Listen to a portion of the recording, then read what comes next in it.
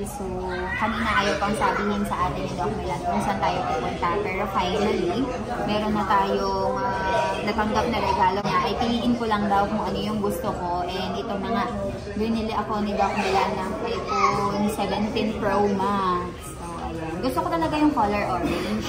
Pero, sabi nila yung color orange daw ay 1.5 months pa bago mo siya makuha.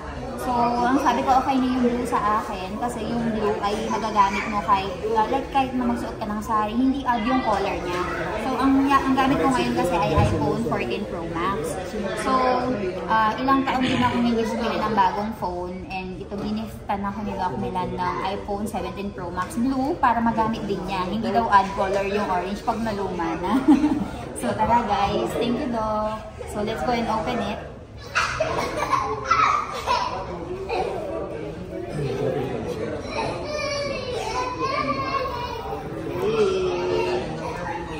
May napanood ako nung inopen nila biglang nahulog. Huwag naman sanang mahulog.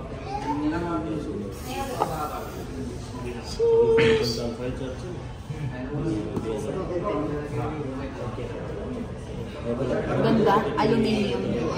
Bili tayo ng case, baka mabakbak. And meron siyang ganito, charger. Here.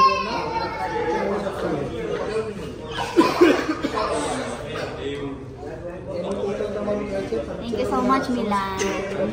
So, ayan guys.